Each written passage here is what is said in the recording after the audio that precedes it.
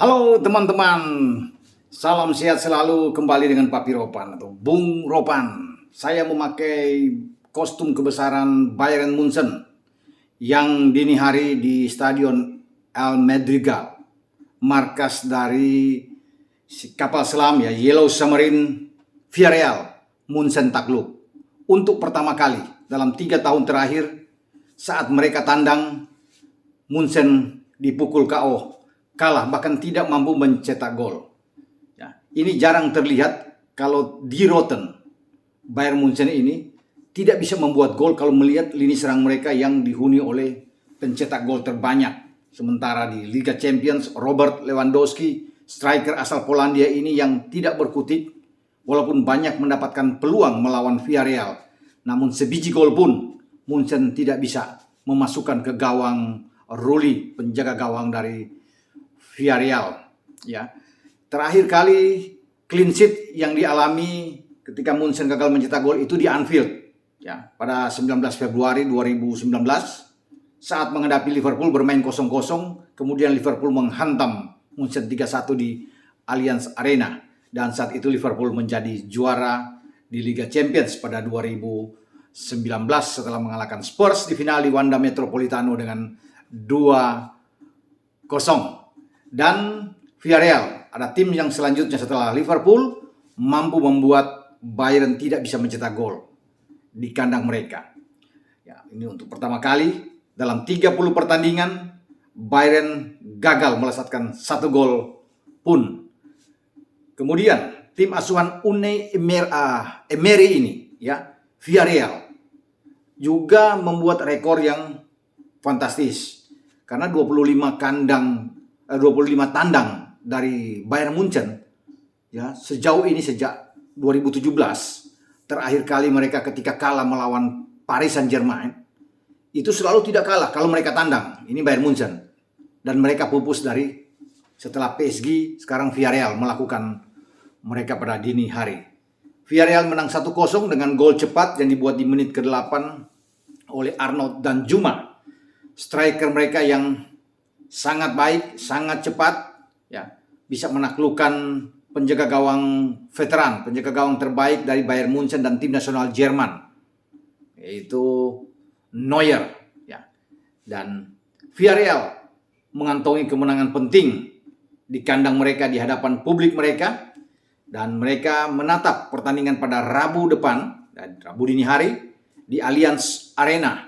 Ini stadion yang sangat angker bagi siapapun tamu yang datang ke sana, sulit untuk bisa menghindari kekalahan. Apakah Villarreal mampu mengunci, ya, kembali Bayern Munchen tidak mencetak gol dan mereka cukup bermain imbang untuk membawa mereka ke semifinal? Ini kejutan besar karena Munchen lebih diunggulkan dibandingkan dengan Villarreal. Tapi Villarreal membuktikan bahwa tidak selamanya tim yang unggul dalam penguasaan bola kemudian unggul dari semua aspek statistik, ya, baik dalam percobaan menembak maupun on target, ya, harus memenangkan pertandingan. Ini dilakukan oleh Villarreal. Mereka jauh kalau dalam hal melihat dari percobaan menembak, hanya 12 kali dibandingkan dengan Munchen yang melepaskan 22 tembakan. 4 di antaranya on target tapi 0 gol. Ya. Kemudian Villarreal hanya dengan 12 tembakan, 1 on target. Satu-satunya on target menghasilkan gol dari Arnaud dan Juma. Cukup buat mereka dengan 1 on target, 1 gol, dibandingkan dengan Munchen ada 22 tembakan, 4 on target tanpa gol. 62% penguasaan bola dari Munchen, ya, dan hanya 38% dari Villarreal. Tapi akhirnya Villarreal yang menentukan, hasil akhir juga yang menentukan sebuah pertandingan. Dan ini sudah dibuktikan oleh Dani Parejo dan kawan-kawan. Mereka sekarang berkonsentrasi untuk bisa mengamankan leg kedua. Ya, kalau mereka bisa lolos, ini kejutan besar, ya, bahwa Villarreal yang tidak diunggulkan tetapi kemudian hadir di semifinal. Karena sebelumnya mereka menyingkirkan juga salah satu tim kuat dari Italia yang pernah menjadi juara di UCL, La Vecchia Signora Juventus. Bahkan mereka menang 3-0 di Juventus setelah bermain imbang di Madrigal. Bukan tidak mungkin juga mereka melakukan hal yang sama melawan Bayern Munchen. Tapi pengalaman selama ini Munchen memang sangat kuat, sangat perkasa ketika bermain di kandang mereka. Itu sudah terlihat ketika di 16 besar mereka dipaksa hampir kalah melawan Salzburg dari Austria, tapi ketika leg kedua dimainkan di stadion di Allianz Arena, mereka bisa memenangkan pertandingan bahkan dengan skor 7-1. Munchen harus menang, ya, dan saya rasa kalau bermain di Allianz peluang mereka sangat terbuka. Tinggal efektivitas mereka untuk mencetak gol yang mereka tidak dapatkan di Madrigal, di markas Villarreal ini yang harus dipecahkan. Menjadi PR bagi pelatih Julian Nagelsmann untuk bisa meracik lagi kemampuan timnya. Ya, starting 11 yang dia mainkan. Kalau kemarin melawan Villarreal, selain Neuer, di kanan ada Pavard, ya, kemudian kembalinya Alphonso Davies, di dua bek tengah ada Hernandez dan Upamecano. Di gelandang mereka bermain dengan 4-2-3-1. Ada Musiala dan Joshua Kimmich. Di depannya ada Müller, ya. Ada Gnabry dan Kingsley Coman, meninggalkan Lewandowski. Sebenarnya ini starting line up yang bagus. Tetapi mereka sulit berbuat banyak karena seorang Unai Emery ini memainkan taktik dan strategi yang pas, yang sangat tepat untuk dimainkan bersama dengan Villarreal. 4-4-2 menempatkan selain Danjuma di depannya mencetak gol, juga ada Gerard Moreno, dua pemain yang ada di depan. Sepintas kelihatan mereka bermain dengan 4-3-3, tapi sebenarnya ini 4-4-2. Selain Rulli yang tampil bagus di bawah Mister Gawang, 4 pemain belakang saya memberikan acungan jempol di dalam menahan pergerakan baik dari Müller, Lewy, Coman, ya, dan Gnabry. Walaupun Sané masuk di babak kedua, ini Raul Albiol di bek tengah. Pau Torres bermain sangat disiplin, sangat kuat. Ya, ketika ditekan, mereka sulit untuk ditembus.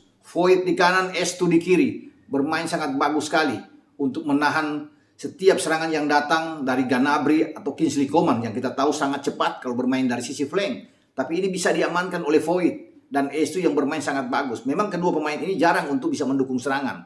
Ya, tetap akan di belakang terus. Karena pergerakan itu untuk bisa memainkan serangan bagi Villarreal itu datang dari 4 gelandang mereka. Memang untuk bisa mendukung Moreno di depan dan Danjuma. Dan kita sudah bisa melihat Dani Parejo bermain sangat baik sekali. Giovanni Lo Celso, ya, Francis Coquelin ini oke kalau bisa dikatakan.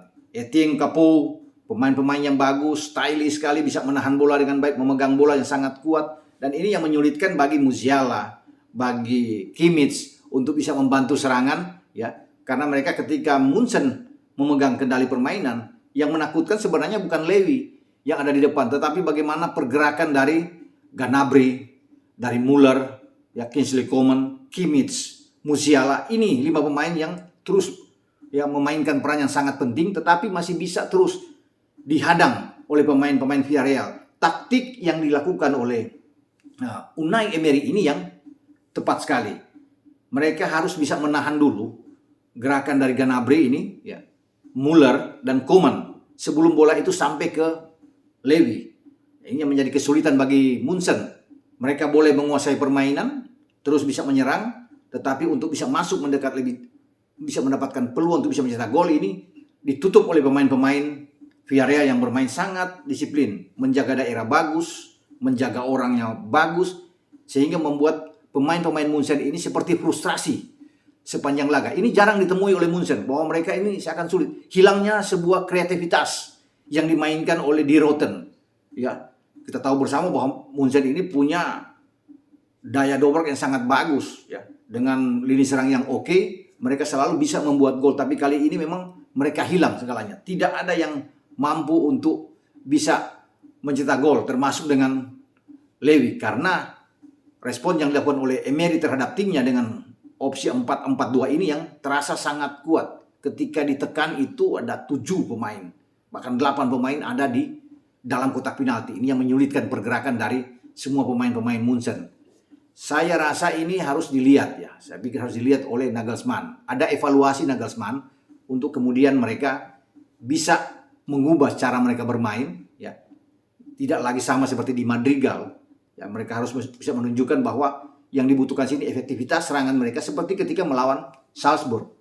Dan mereka akan melakukan itu ketika mereka menjadi tuan rumah. Karena ini hidup mati buat Munchen. Tidak ada pilihan bagi Munchen, ya.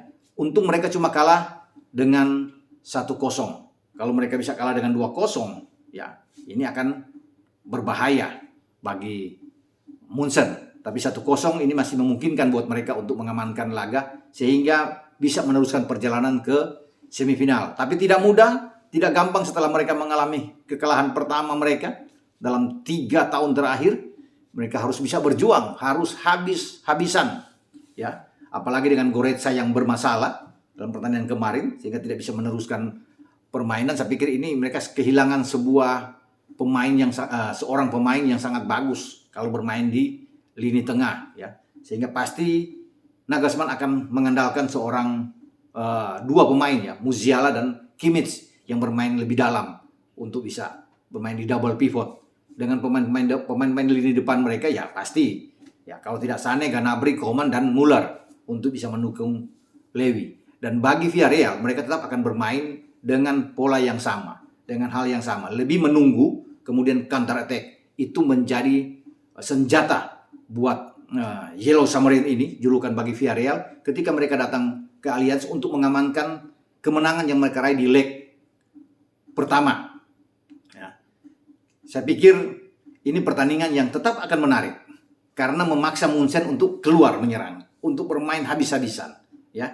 Dan lawan akan tetap bermain bermain lebih bertahan bagi Villarreal. Tentunya bagi Unai Emery ada taktik-taktik yang lain yang dia akan ambil untuk dia bawa ke Allianz Arena, ya. Bagaimana untuk bisa meredam Munchen, karena saya lihat kalau bermain dini hari ini seorang master class yang ditampilkan oleh Emery untuk bisa meredam apa yang dilakukan oleh Nagelsmann.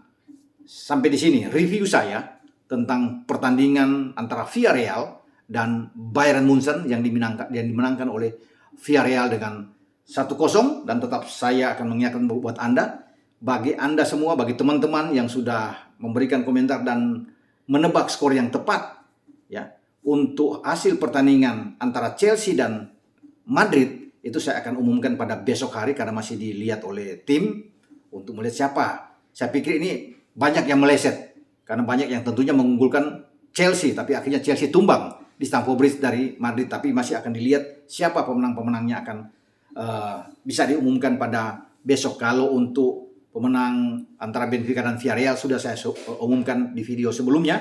Dan jangan lupa juga, ya, Anda akan mendapatkan kaos, ada 2 buah kaos yang akan Anda dapatkan, juga produk dari Leones. Ini sepatu Hawaii, ini akan dikirimkan buat Anda kalau Anda bisa mendapatkan sendal dan kaos ini, karena ada 3 hadiah, 3 giveaway yang akan diberikan buat Anda. Juga ini dari Leones, produk Leones masih banyak, ya, yang akan dikirimkan. Leones ini luar biasa, ya, yang terus bisa menyiapkan hadiah-hadiah. Ya, ini bukan saja bicara 1-2 juta, tapi puluhan juta yang mereka siapkan buat teman-teman semua, buat Anda. Jadi terima kasih buat PT SKA Prima Eva yang terus mendukung channel YouTube Bung Ropan, satu-satunya channel, ya, yang selalu tiap hari, tiap minggu memberikan giveaway buat teman-teman semua. Ini sebuah apresiasi buat teman-teman yang diberikan untuk saya dan juga PT SKA Prima Eva, karena Anda terus bisa memberikan komentar-komentar yang baik sehingga perlu dihargai. Saya menghargai sekali itu dan memberikan tentunya ini semacam, ya, giveaway lah, ya, buat kita, memberikan kepada Anda. Dan masih seperti yang saya bicarakan sebelumnya, ada kejutan besar pada minggu depan. Tunggu tanggal mainnya mulai minggu depan. Bukan saja hanya kaos seperti ini akan diberikan atau sendal-sendal dari produk Leones, tetapi ada hadiah uang buat Anda, uang jutaan yang akan diberikan buat para orang-orang atau teman-teman, saudara-saudara yang terus pantengin channel YouTube Bung Ropan. Jadi terima kasih Anda sudah mensubscribe, sudah mendukung. Kalau tidak ada Anda, ini tentunya tidak akan berkembang. Untuk itu saya harus menghargai Anda semua dan memberikan giveaway buat Anda, ya. Jadi bukan hanya bentuk barang, tetapi juga nantinya mulai minggu depan di Liga Champions akan ada uang buat Anda semua. Ada 20 pemenang, ya, 20 orang akan diberikan uang, ada 10 orang juga, ya, sampai final nantinya. Kita akan berikan dengan hadiah-hadiah ini. Saya belum akan bicara di sini karena baru akan diumumkan nanti secara detail dalam pertemuan nanti minggu depan buat Anda semua. Jadi itulah berita, ya, yang menghangatkan buat teman-teman semua. Ya, terima kasih banyak sekali lagi. Anda juga harus tetap untuk mengikuti atau follow ya, Instagram leones.id ya, leones.id ya, ini Anda harus follow. Jadi Anda harus follow ini, baru Anda bisa mengikuti mulai minggu depan hadiah-hadiah yang datang begitu banyak. Dan Anda juga harus mengikuti tentunya Instagram Bung Ropan ya. Inilah Ropan ya, Anda harus follow juga. Inilah Ropan, Instagram saya. Sampai di sini pembicaraan saya dengan kabar gembira untuk mendapatkan giveaway buat teman-teman semua ya, dimanapun Anda berada. Dan kemarin sudah mulai dikirim satu persatu ya. Ini akan terus akan dikirim, akan dapat. Dan sampai kita ketemu dalam konten video selanjutnya. Ciao.